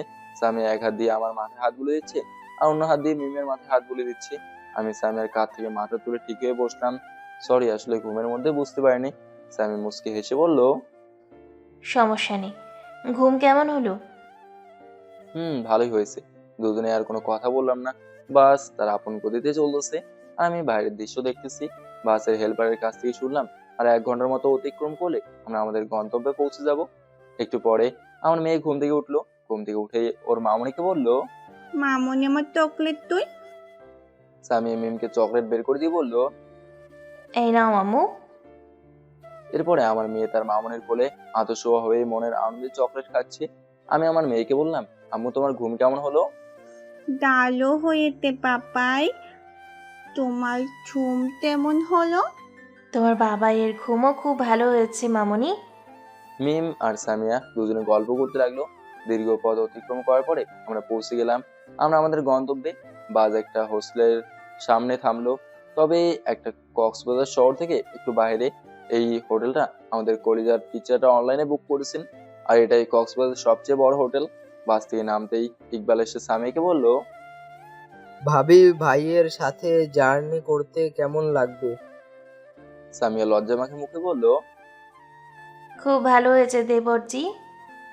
আমি ইকবালের দিকে রক্তিম চোখে তাকে বললাম, এই তোদের কোন কালের ভাবি হয়? আর তোদের না বলেছি ভাবি বলে ডাকবি না? সমস্যা নেই, তোমরা আমাকে ভাবি বলে ডাকতে পারো। আমি সামিকে বললাম, দেখুন ম্যাম, এবার কিন্তু বেশি হয়ে যাচ্ছে। বলে আমি রাগ করে সেখান থেকে চলে আসলাম। এরপরে স্যার আমাদের প্রত্যেককে দুজনে একটা করে রুমের চাবি দিলেন। আমি আর ইকবাল এক রুমে, সাকিব আর রিয়াদ এক রুমে, অপরদিকে সামি আর নেহা এক রুমে। ফ্রেশ হয়ে বাইরে বের হলাম। একটু ঘোরাঘুরি করতেই সন্ধ্যা লেগে গেল। আজকে আকাশ কালো, বেশ ঘোলাটে। বাইরে এসে দাঁড়িয়ে আছি, বাইরের দৃশ্য দেখতেছি। হঠাৎ পেছন থেকে কে যেন বললো, একাই কি করতেছো? পিছনে ফিরে দেখি মিমি দাঁড়িয়ে আছে। ও তেমন কিছু না, তোমার সাথে একটা কথা আছে। তোমার সময় যদি হয় তাহলে একটু সাইডে গেলে ভালো হতো। মিমি খুশি মনে বলল, আমারও তো কিছু বলার আছে তোমাকে। আচ্ছা চলো, কোথায় যাবে? এসো। এরপরে মিমিকে নিয়ে একটা ফাঁকা জায়গায় গেলাম। সেখানে যেয়ে মিমিকে বললাম, মিমি তোমাকে যে কথাটা বলবো তারপরে যেন কোনো উল্টাপাল্টা কিছু করো না, আর আমাকে ভুল বোঝো না। কি এমন কথা বলবে তার জন্য এমন বলতেছো? তুমি আগে আমাকে কি বলতে চেয়েছিলে তাই বলো, আমি পরে বলতেছি। আসলে শাহিদ, আমি ভনিতা পছন্দ করি না। সোজাসুজি বলে দিই, আমি তোমাকে ভালোবেসে ফেলেছি শাহিদ। আমাকে ফিরিয়ে দিও না। আমি কি বলবো, সবকিছু যেন মাথার উপর দিয়ে যাচ্ছে। করতে চাইলাম কি আর হলো কি, এটা সম্ভব নয়। কেন? দেখো মিমি, তোমার প্রতি আমার সেরকম কোনো ফিলিংস হয়নি। তোমাকে আমি বন্ধু ভেবে এসেছি। আর বাসে কথাগুলো বলার কারণ হলো, তোমাদের সামিয়া ম্যাম হলো আমার গার্লফ্রেন্ড। আমরা একে অপরকে ভালোবাসি। একটা ভুল বোঝাবুঝির জন্য আমরা একজন অন্যজনের কাছ থেকেও দূরে আছি, তবে ভালোবাসাটা একই আছে। তাকে রাগানোর জন্য তোমার সাথে এমন করছি। সত্যি বলতে জানো কি, তুমি যথেষ্ট সুন্দর। তুমি আমার থেকেও ভালো ছেলে পাবে। আমার না আছে কোনো পরিবার, না আছে কোনো থাকার জায়গা, সব অন্যজনের। আর পারলে, আমার কথা শেষ হতে না হতেই কোথা থেকে সামি এসে সজোরে মিমির গালে দুটো থাপ্পড় মারলো। মিমি তাল সামলাতে না পেরে পড়ে গেল। সামি মিমিকে তুলে বলতেছে, তোকে কতবার বলেছি সাহিদের সঙ্গে কথা বলবি না, তারপরেও শুনিসনি? বলে আরেকটা থাপ্পড় দিতে যাবে, ঠিক তখনই আমি ওর হাতটা ধরে ঠাস ঠাস করে ধরে লাগিয়ে দিলাম। বেশ জোরে মারার জন্য স্যামের ঠোঁটের কিছু অংশ কেটে গেছে। স্যামি আমার দিকে অবাক দৃষ্টিতে তাকিয়ে আছে। হয়তো কখনো ভাবতেই পারিনি তাকে আমি মারবো। তোকে আমি কতবার বলবো আমি তোকে ভালোবাসি না? তোর মতো অবিশ্বাসের মায়া আর নিজেকে জড়াতে চায় না, তারপর কেন তুই আমার পিছনে পড়ে আসিস? যা চোখের সামনে থেকে, তোকে যেন আর না দেখি চোখের সামনে। সামিয়া কান্না করতে করতে দৌড়ে রুম থেকে চলে গেল। আমার মাথায় রক্ত উঠে গেছে। কি করবো বলেন? এখানে তো আর মিমির দোষ নাই। আমি তো মিমিকে এখানে নিয়ে এসেছি। আমি মিমিকে বললাম, সরি মিমি, আমার জন্য তোমাকে এরকম পরিবেশের সম্মুখীন হতে হলো, আমাকে মাফ করে দাও। আরে সমস্যা নেই, যে কোনো মেয়ে তার ভালোবাসার মানুষটির কাছে অন্য কাউকে দেখলে সহ্য করতে পারে না। আর তুমি হয়তো আমার ভাগ্যে নেই। আমরা বন্ধু হয়ে থাকতে পারি তো নাকি? আচ্ছা, তোমাদের সম্পর্কটা কতদিনের?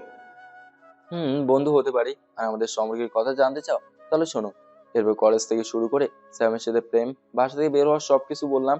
আমার কথা শুনে মিমি কান্না করতে করতে বললো, এত কিছু হয়েছে তোমার উপর? তবে কথা দাও, এসব কথা আর ম্যামের সাথে আমার রিলেশনের কথা কাউকে বলবে না।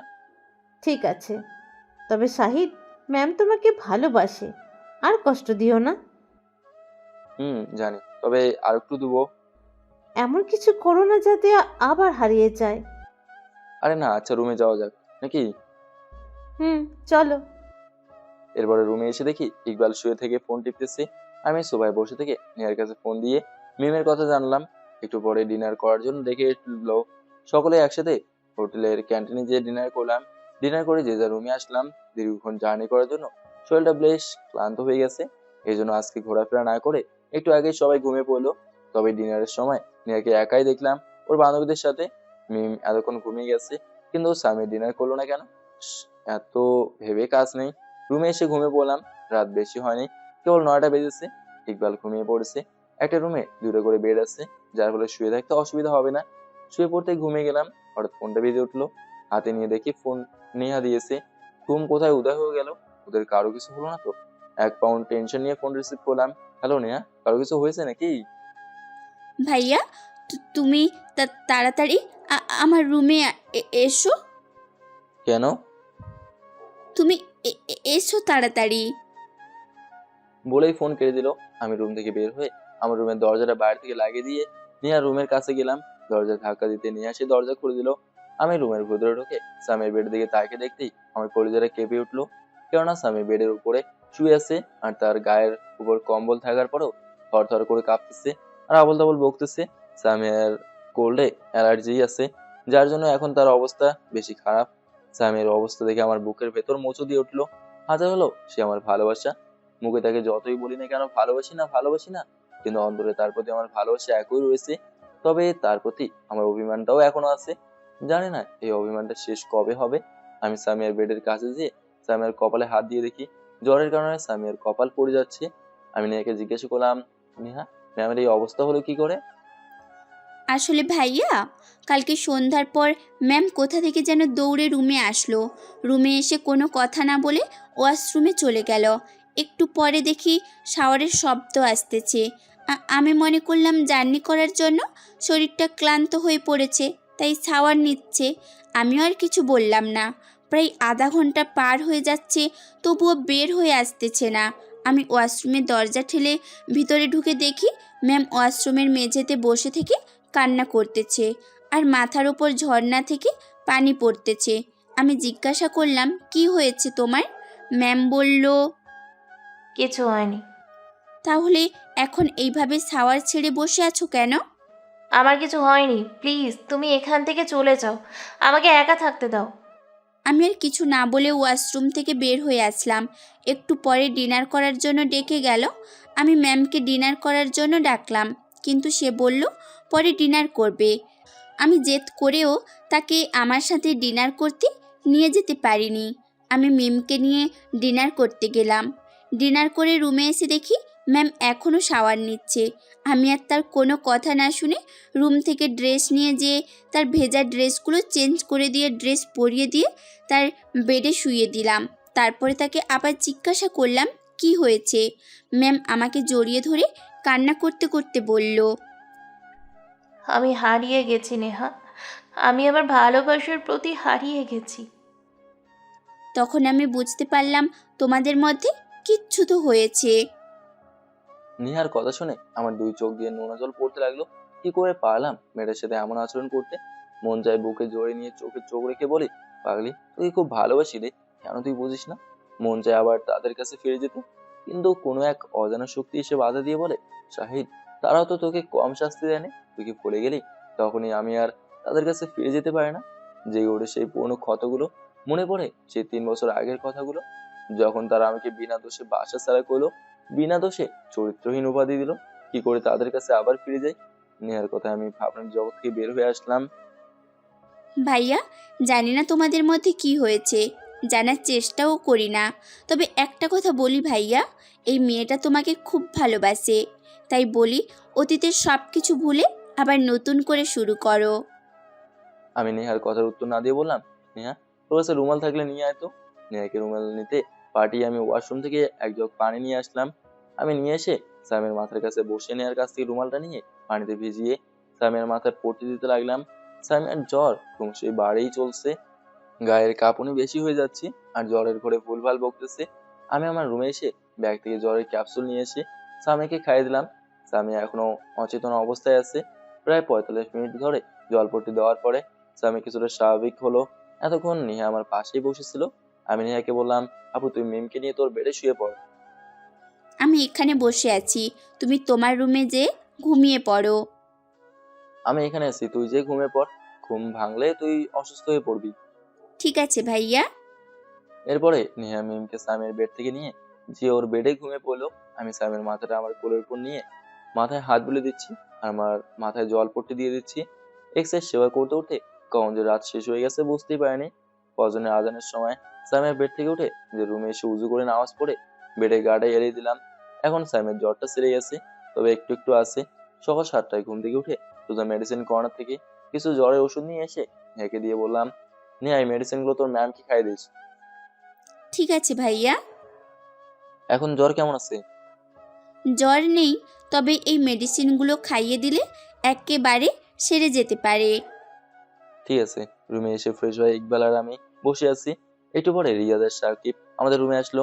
সাকিব আর রিয়াদ বসতে ইকবাল বলতে শুরু করলো, জানিস তোরা, আমাদের শাহিদ ভাই আজকে রাতে ভাবির কাছে ছিল। ইকবালের কথা শুনে সাকিব আর রিয়াদ আমার দিকে মুখ খোলা করে তাকিয়ে আছে, মনে হচ্ছে আমি অন্য গ্রহ থেকে এসেছি। বলিস কি মামা, এত দূর এগিয়ে গেছে? আরে আগে শুনি তো নাকি। বল। রাত প্রায় 10টা বাজে, আমার ঘুম ভেঙে গেল। পাশের বেডে তাকিয়ে দেখি শাহিদ নেই। মনে করলাম ওয়াশরুমে গেছে, কিন্তু বেশি কিছুক্ষণ পার হয়ে যাওয়ার পরেও ওয়াশরুম থেকে বের হচ্ছে না। আমি ওয়াশরুমে ঢুকে দেখি কেউ নেই। ভালো কইরে আমি ভাবলাম হয়তো বাইরে গেছে।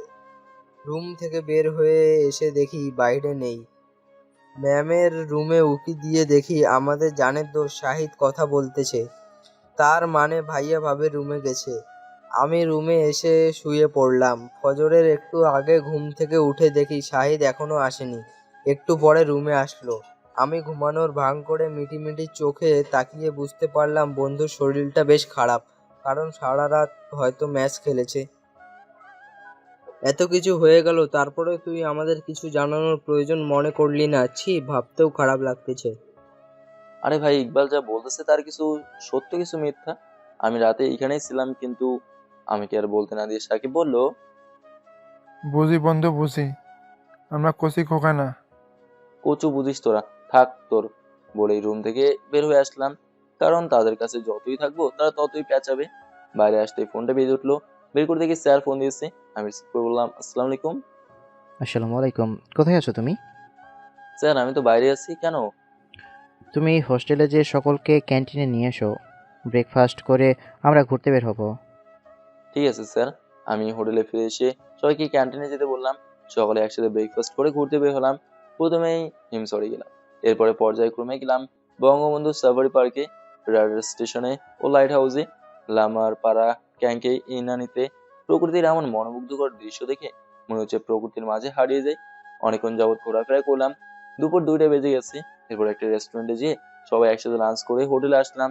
সকলে গোসল করে আবার রওনা দিলাম সমুদ্র সৈকতের উদ্দেশ্যে।